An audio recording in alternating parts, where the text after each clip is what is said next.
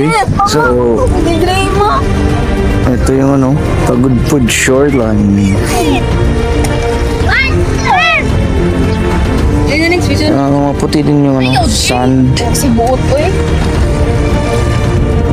Blue Lagoon. Okay rin, try natin. Bago tayo. Okay, dito tayo sa Blue Lagoon. Blue Lagoon and Restaurant. Ano talaga, puting-puti rin talaga yung buhangin. Yan o. Tapos mayroon palang mga activities yung banana boat. Meron din mga ano, pwede ka rin mag-jet ski. So, ano rin pala, talagang, kasi yung naririnig ko is, ano to, parang Boracay of the North. Ito nga yung art ng Pagudpud. Layo nang narating namin. So, dito na kami nagstay. Tingnan niyo yung background namin, no. May mga windmill sa likod lang namin. Doon kami nakapark, oh. So, ano talaga. Malaki yung lugar. Teka, ito sa loob, oh. Ito mga anak ko, ready na maliligo. So, yun. May double deck. Okay na. Nasa ano kami, baba. So, ito yung lugar. May tindahan naman talaga sa harap. So, walang problema. May ice now. Okay lang naman talaga. So, tingnan natin. Ito yung Blue Lagoon. Tingnan muna natin yung dagat. So, parang may aronin. Mga lakad-lakad. Lakad-lakad. Parang Boracay. So, try natin dito. Doon tayo sa baba, oh. Okay, so ito yung ano, Pagudpud Shoreline. So, talaga ano lang. Makikita mo yung ano, tawag nito, windmill. So, maputi din yung ano, sand. Blue Lagoon. Okay rin, try natin. Bago tayo.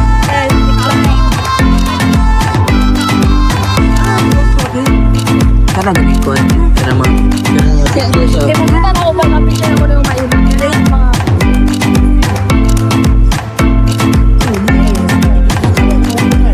sabay, madilis ko ito.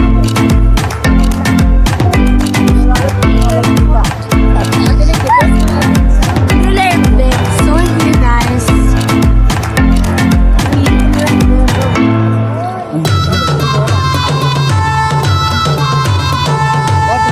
1, 2, 3, 4, 5.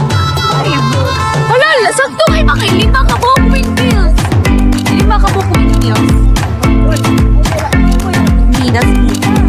Ay, 6 guys, kaya na makita rin usap. Midas guys. O ganing, nakita ang usap. Oh guys, look down, firing again. Wait guys, tara akong starfish necklace. So we're here with Ray. Ang dagat guys.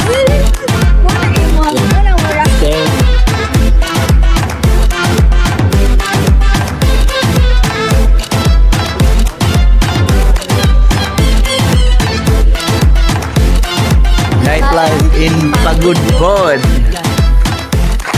Okay, dito tayo sa Blue Lagoon. Blue Lagoon and Restaurant. Check natin kung ano dito. You know.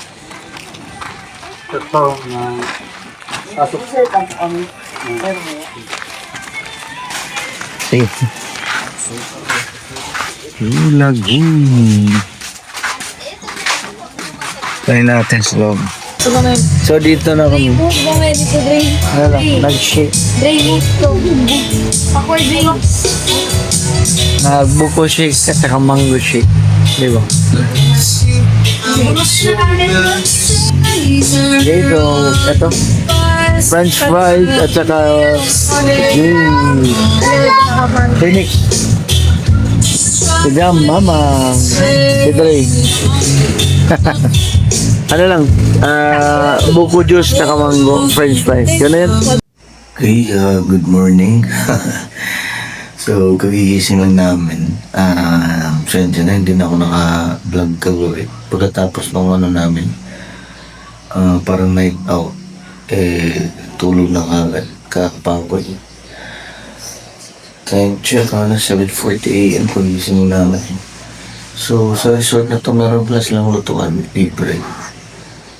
Dalawa yun na, dalawang stove. Okay na. Hindi naman kami ganun kadaming nag-check-in ngayon. So, malaya namin gamit yung mga lutuan nila. So, yun na lang muna. Luto muna kami ng breakfast. Mamaya update ako kung ano yung natin lakad ngayon na. Sige. Ready na yung breakfast namin. Ginigising na lang namin yung anak namin para para kumain na kami ng breakfast para makalis na. Tingnan mo naman yung background ko mga boss.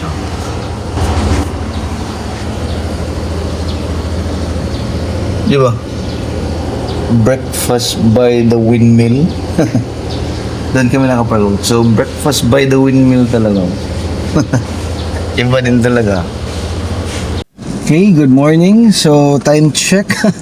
11:05 a.m. na. Kaya ngayon lang kami nakail, napasarap. Ngayon lang kami nakalis sa naming resort. Thank you, Glen Homestay ng Pagudpod at dito sa Blue Lagoon area. So, paalis na kami.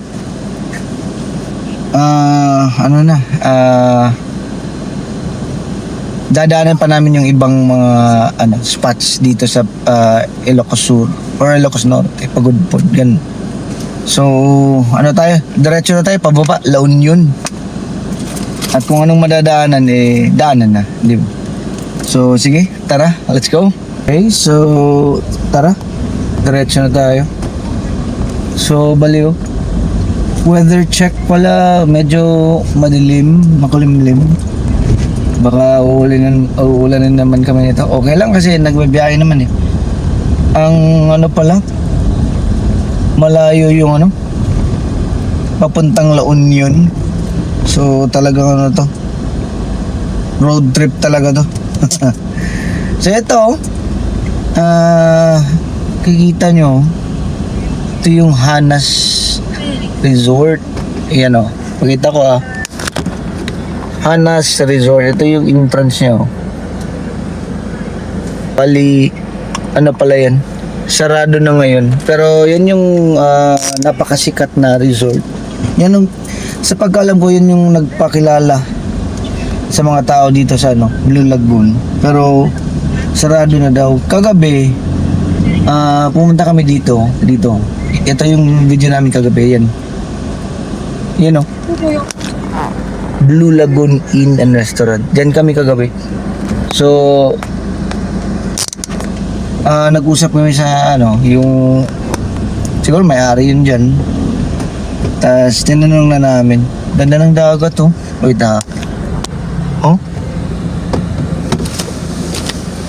talaga, puting-puti rin talaga yung buhangin. Yan Tapos mayroon palang mga activities, yung banana boat, meron din mga pwede ka rin mag jet ski. So, ano rin pala, talagang, kasi yung narinig ko is, parang Boracay of the North ng Luzon. So, at totoo naman, maganda talaga siya. Kakaiba din. Pero yung buhangin niya pare-pareho ng Santa Ana, no? Pare-pareho lang yung, ang bali yung pino niya, ganon. So, okay naman. sulit na rin talaga na nagstay kami last night dito. Kasi, di ba? Di natin alam kailan pa kami makabalik niyan. Makabalik dito. Kung makakabalik. Oo, or kung makabalik kaya talaga makabalik naman kung gustuhin, di ba? Wala namang problema yan. Kung gustuhin lang. Pero ang oras ba na pagpunta dito, yun yung problema. May oras pa ba kaya na, kasi talagang ano siya kukuha ng oras mo yung biyahe mo, ganun. Maliban siguro kung mag-aeroplano ka, pa Luzon, pero galing sentro ng Luzon, babiyahe ka pa dito, di ba? Ang layo nun. So, yun yun yung nasirang hanas. Di ba? Wala nang mga bubong. Yung building. O yung mga yun, mga sira na So, yung talaga. Kasi daw, balik ako sa sinabi ko kanina. Bali, kasi,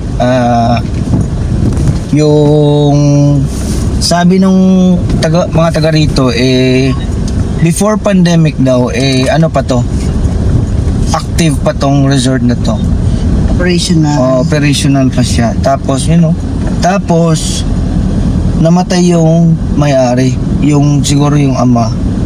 Yung parents, parang namatay. Pagkatapos nun, hindi na siya hindi na maintain. So, naging ganito. Tapos, yung magkapatid daw, o yung mga anak, hindi magkasundo. So, walang nangyari. Tapos, pumasok na ang pandemic na hindi pwedeng, hindi pwedeng mga turista, di ba? Walang pupunta dito for 2 years yun, di ba? Matagal yun. So, after nun, wala na. Hindi na sila nakabalik. Hanggang ngayon, 2025 na. So, dami ng sira Siguro kung babalik yan, yung meron talagang mag-finance yan. Bilhin siya ng malaking negosyante siguro. At pagandahin, di ba? Pero naman on the other side, kasi siya naging advantage din or naging positive siya impact sa ibang lokal dito kasi nagkaroon din yung mga maliit na negosyante, yung maliit na mga homestay, mga kagaya ng saan kami tumuloy, di ba? May chance na. So yung mga turista pupunta na sa kanila, di ba? So yun ang parang positive outcome niya. Di ba? Cycle of life, mga boss. So ganoon na lang muna. Kasi ngayon pabalik kami ng sentro ng Pagudpud. So pabalik kami. Bali, ito palang lugar ng Blue Lagoon is napakalapit sa Patapat Bridge. So kung plano nyong pumunta ng Patapat, naghanap kayo ng matutuluyan dito sa Blue Lagoon. Ang dami kasing daming daming homestay, so walang problema. Yung titira namin 2.5, 5 na kami, di ba? Tapos malalaki. Pwede pa makapagluto. Pwede ka pang free pa. Free ang gasol. Free gasol. Gamit ng stove. Gamit ng stove. Tapos may parking area, di ba? May tindahan sila. At ito ang pinakamalaga. Walang problema sa tubig. Yun ang naging problema namin sa ibang mga inn na saan kami nagstay. Ang hihina ng tubig. Hindi namin alam kasi hindi na kami nagtanong din para siguro hindi ganun. nagkamali tayo nun sa Sagada kasi. Ay, sa Sagada nagkamali kami. Hindi pala na-off pala yun. Pero yung sa iba, yung palayan, yung mga ganun, at saka yung pa yung isa mo na mahina din ang tubig. So importante kasi di ba? Yun yung oras na makapag-refresh, di ba? Fresh yan up. Makapag-CR, ganun. So, talagang siya. Dito, okay na okay. Ang lakas ng tubig, tsaka ang lamig. Oo nga. So talagang ano kami? Parang waterfalls. Oo. Parang water, ano talaga, Refreshing. so refreshing. So, ligo ka ng dagat, tapos pag panlaw mo wala talaga. Ganong kalamig. Oh, dito. The best. Dito, pagod food. Okay kayo. Ganun naman talaga Huwag tayong maging dayuhan sa sariling bayan. So, nga pala, I take advantage ko na to So, sa mga hindi pa nakapag-subscribe, please subscribe our channel, our family channel, Balboy. So yung mga nakapag-subscribe na, salamat talaga. Ano talaga, ito parang next level na tong ginawa namin to, para sa inyo din to. Talagang dinayo namin tong Luzon at inikot talaga para naman maipakita yung anong tawag na panindigan namin yung channel namin na ang layunin is, diba, libutin ang Pilipinas at ipakita sa inyo. So ginagawa na namin yan ngayon. So yun, sana supportahan nyo kami. Please subscribe our channel. Paki-click na lang ang subscribe. At yung ano na rin, notification bell, di ba? Para updated kayo palagi sa channel namin. Kasi talaga ang dami pa naming plano So sana naman kasama tayo dyan, di ba?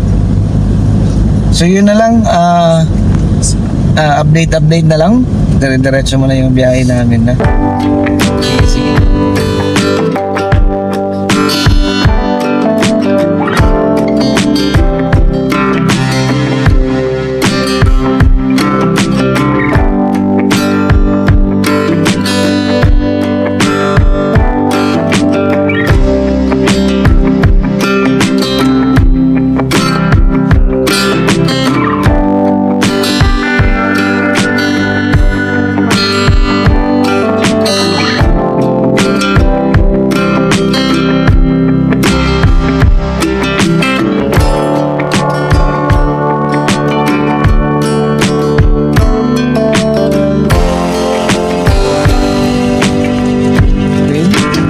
Goodbye, Pagod Food Windmill. Till we meet again.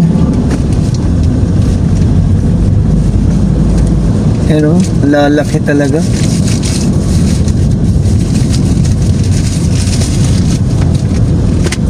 So, ano pala, may mga windmill. Ito kasi, yung sabi ko kahapon na siguro ito is Pagod Food Windmills. Iba rin yung Bangi Windmill sa Burgos. So, magkalapit lang maya madaanan namin yun So, check out din natin yun, di ba? Okay, stop over muna kami dito. Sa arc ng Pagod Food.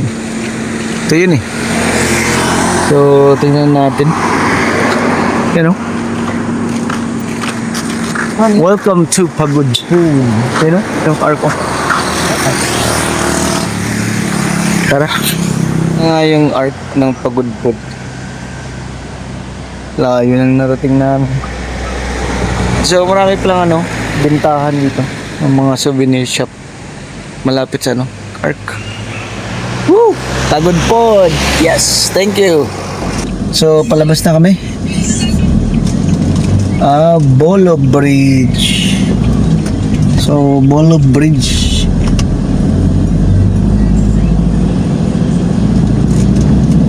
Talaga nakikita ko lang to sa mga vlogger.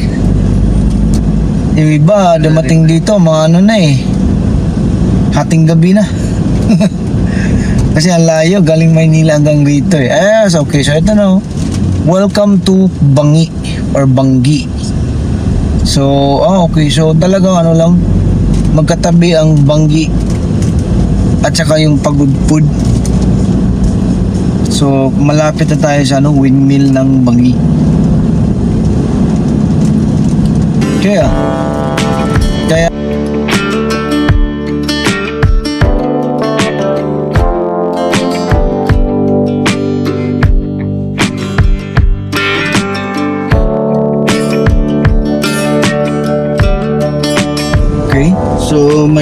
kami. A glimpse of Bangi. Windmill. Continue straight. Ayan o, Google Map. So, malapit na kami. Ano kami, puntahan namin yung ano, Continue for 1 kilometer. yung parang view deck niya. Puntahan namin. Parang ano to, no? Parang bypass road, something, ganun.